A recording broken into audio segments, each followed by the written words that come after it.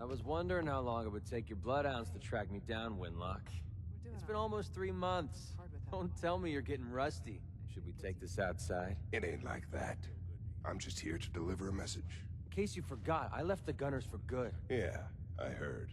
But you're still taking jobs in the Commonwealth. That isn't going to work for us. I don't take orders from you. Not anymore. So why don't you take your girlfriend and walk out of here while you still can? What? Winlock, tell me we don't have to listen to this shit. Listen up, MacCready.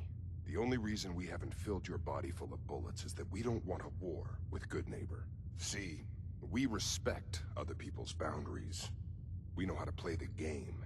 It's something you never learned. Glad to have disappointed you. You can play the tough guy all you want. But if we hear you're still operating inside Gunner territory, all bets are off. You got that? You finished? Yeah. We're finished. Come on, Barnes. Look, pal. If you're preaching about the atom or looking for a friend, you've got the wrong guy. If you need a hired gun, then maybe we can talk. Maybe. Why don't you tell me who those guys were first? A couple of morons looking to climb the ladder of success by stepping on everyone else on the way up. Shouldn't be surprised, though. It's how it goes when you run with the Gunners. Never heard of the Gunners. Who are they? One of the biggest gangs in the Commonwealth. Got a rep for being crazy. You know, so tightly wound you'd think they were a cult or something. Stuck with them for a while because the money was good, but it never fit in. That's why I made a clean break and started flying solo. Now what about you? How do I know I won't end up with a bullet in my back? Are you always this suspicious? Hey, you approached me. And frankly, I'm taking a huge risk being out here in the Commonwealth in the first place. So I'm not about to leave anything to chance. Which brings me back to my original question. Can I trust you? Hold on. What kind of risk are you talking about? I already told you way too much. I need to learn to keep my big mouth shut. Look, I'm tired of playing 20 questions. So I'll cut you a deal right now. 250 caps. Up front. And there's no room for bargaining. What do you say? You've got a deal. Now you're speaking my language. Alright, boss. You got yourself an extra gun. Lead on. So, you impressed yet? I told you I was a damn good shot. I don't know. I haven't really noticed. Oh, come on. You've got skills. I'm sure you know talent when you see it. Yeah, I suppose so. There you go. That wasn't too hard to admit, was it? I'm completely self-taught, you know. Picked up a sniper rifle when I was 10 and never looked back. Always thought it was smarter to hit my targets at long range. I mean, why take chances, right? Besides, I had to come up with every trick in the book to survive the Capital Wasteland. What were you doing in the Capital Wasteland? I was born there. Lived underground in a place called Little Lamplight with a bunch of other kids. Left there when I was around 16. We kind of had a policy there. No adults. When you were 16, you packed up and left. I know, it sounds crazy, but having adults around was something we couldn't trust. How could a bunch of kids survive without help? Everyone pulled their own weight. Just like a colony you'd find anywhere. We all had our designated jobs and we watched each other's backs. Can you believe I was actually the mayor for a while? Me. Crazy, I know. Pretty brave. A bunch of kids living alone like that. I don't know. Looking back on the whole thing, I think we were just lucky. Anyway, when I hit 16, I ended up wandering the Capital Wasteland for a while. I took the odd job here and there, but things were pretty hot with the Brotherhood of Steel running the show.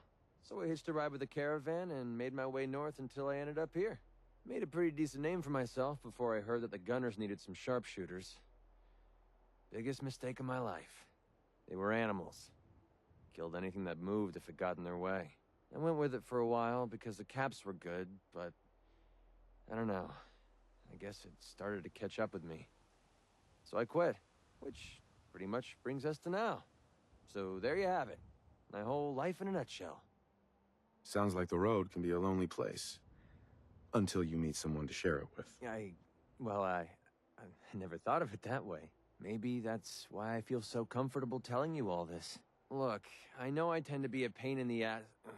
I know I tend to be arrogant and I come off like I want to be alone. Nothing could be further from the truth.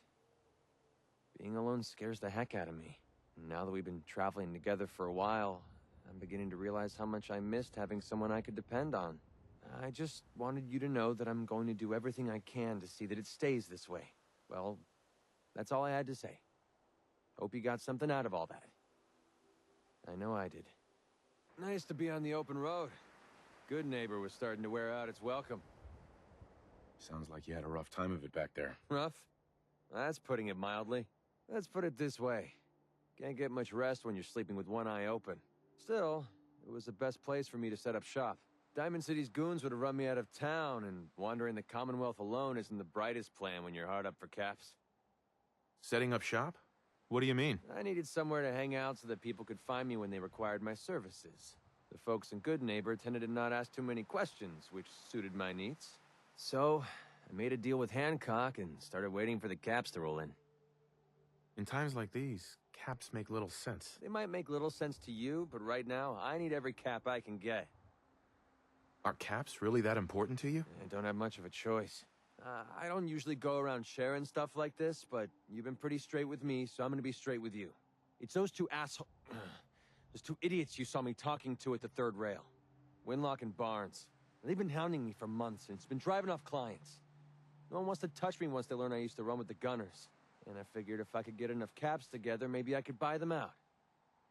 I wouldn't trust those guys, even if you paid them off. Yeah, I'm right there with you. Winlock and Barnes have a small army of gunners with them at all times. They might decide to just keep the caps and put a bullet in my head for good measure. If I set up a place to meet them, I'm sure they'd roll in with everyone they've got.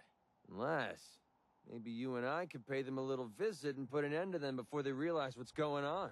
Before you get that look on your face, let me just say that I wouldn't even be asking if I didn't trust you. If you need my help, I'm there. Wow, I don't know what to say. Truth is, I haven't been able to rely on anyone since I was a kid. Everyone I've met has either tried to rip me off or plant a knife in my back. But you're different. We see eye to eye on almost everything. And I have a funny feeling you actually care about what happens to me. That's why I asked for your help. I'll tell you what. I'm gonna make this easy on you. If you feel like helping me with this, head over to the Mass Pike interchange and we'll take them down. If you don't, I'm not going to hold it against you. Either way, thanks for hearing me out. It's nice to know that you care. Well, this should send a message to the Gunners to stay off my back. I'm sure they heard you loud and clear. Definitely. For the Gunners, it's always about the bottom line. And they just lost this entire way station, and that cost them big. Besides, they have no way of knowing I was involved. Anyway, I guess I owe you a favor now. After all, you hired me, but I'm the one that dragged you out here. You don't owe me. You clearly needed the help. Sure, but I like everything to remain nice and even. And you're one up on me. Tell you what, I'm going to give you back the caps you paid me in Good Neighbor. I'll still stick with you because that was part of the original deal, but now we're even. There you go. I guess we're done here. Lead on, boss. Hey, I never got a chance to properly thank you for helping me take out Winlock and Barnes. We're friends. No thanks necessary. Well, I wanted to say it anyway. You stuck your neck out for me. I don't forget things like that. Cursing doesn't offend me, you know. I didn't think it did. It's not about you, it's about a promise I made. When I left the Capital Wasteland, I didn't just leave Little Lamplight behind. I left my family behind. Had a beautiful wife named Lucy, and a son we named Duncan. He's the one I made my promise to. I promised to clean up my act and to be a better person. I guess that sounds pretty stupid coming from a guy who shoots people for a living. You must have had a good reason to leave them behind. That's what I keep telling myself. My son, he's sick. I don't know what's wrong with him. One day he's playing out in the fields behind our farm. The next he took a fever and these blue boils popped up all over his body. Last I saw, he was almost too weak to walk. I didn't dare ask him to come with me. Honestly, I don't know how much longer he's going to last. There must be something we can do. I was hoping you'd say that. Well, a few months before we met, I bumped into a guy named Sinclair who claimed his buddy caught some kind of disease. I thought he was wasting my time until he said his partner broke out in blue boils. They dug up information about a cure at a place called MedTech Research. They even managed to grab the building's lockdown security codes. Unfortunately, Sinclair's buddy died before they were able to break into the facility. I mean, there's no way that's a coincidence, right? MedTech has to be the place. Can you trust this Sinclair guy? To be honest, I don't know him from Adam. But he brought up the blue boils and the sickness his partner suffered from. There's no way that's a coincidence. Or a trap. Would make any sense. If Sinclair says MedTech research is the place, that's where we need to go. Otherwise, I've got nothing else. Don't give up hope. If there's a cure, we'll find it. Thanks, partner. I'll put MedTech research on your map. When you're ready, just take us out there. I have all the codes we need to get through their security. What you're doing... No one's ever cared that much about me before, even if it takes me the rest of my life. I'll repay this debt to you. I swear it. Here you go, MacCready. Holy crap, we actually did it! We just gave Duncan a fighting chance to live. I don't know how I'll ever be able to pay you back for this. I owe you big time. All I care about is curing your son. I know you do. I'm just getting tired of taking instead of giving. Maybe one day I'll learn to get my priorities straight. Anyway, the last step ahead of us is getting the cure to Daisy in Good Neighbor. With her caravan contacts, she's the only one I trust to get this to Duncan on time. This is the last favor I'm going to ask. I promise. Let's go. How could I stay away from someone as cute as you, Daisy? Well, you're a lousy liar, but I'll just play stupid and pretend I don't know that. So, what do you need? I got it, Daisy. I found the cure to Duncan's disease. Oh my god, that's wonderful news. How'd you do it? Last time you tried, the ferals almost chewed you to bits. I didn't do it alone. My friend here got me through MedTech. Now, all I need to do is to get the cure into Duncan's hands. Can you help me? Of course, MacCready. You've saved my behind more than once. It's the least I can do. It's okay. You can trust me. I swear I'll get the cure to Duncan. If MacCready trusts you, that's good enough for me. I appreciate that. He's actually not so bad. Once you get to know him. I'll get the sample on the first caravan leaving the Commonwealth. The driver owes me a few favors, and he's reliable. It will arrive at your homestead in no time, MacCready. Thanks. You're a doll. Hey, do me a favor. Take care of MacCready for me. He's one of the good ones. You ready to talk now? I promise it won't take long. I hope nothing's wrong. Wrong? No, not at all. I've been waiting for the right moment to talk to you, and I suppose this is as good a time as any. After helping me get Duncan's cure for MedTech, I figured I owe you something. And I always pay my debts. Here. I wanted you to have this. I know a carved toy soldier is a strange reward for risking your life, but this one's special. It means a lot to me. If it's special to you, then it's a thoughtful gift.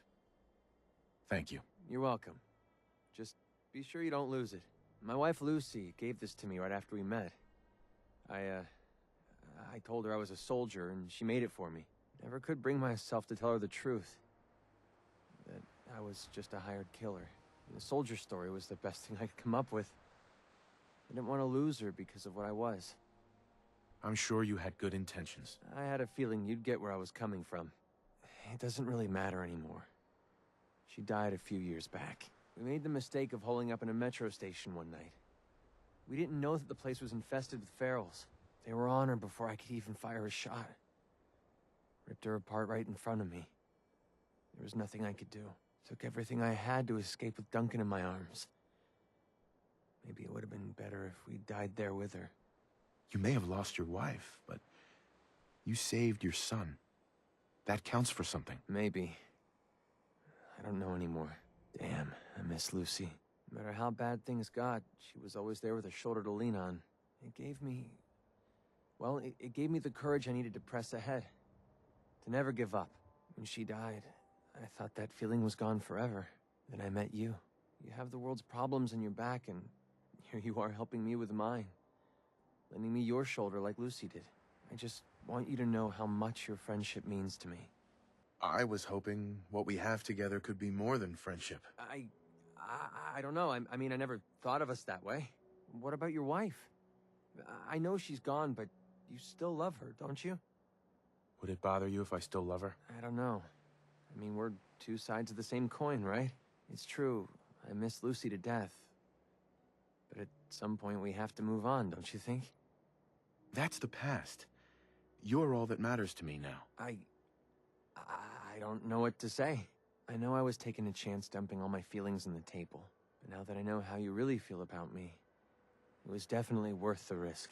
For once in my life, everything's going right, and I have you to thank for it. I don't think anyone in the world could ask for a greater gift than that. Thank you. Just wanted to check in, see how you feel things are going between us. I plan on walking this earth with you until the day I die. That give you enough of a clue? The day you told me that you loved me was the greatest day of my life. Having you this close to me has made me happier than I've ever been before. Happy. For the first time in my life, I'm happy. Can you believe it? Don't know what karma I cashed, but I definitely don't deserve someone as good as you.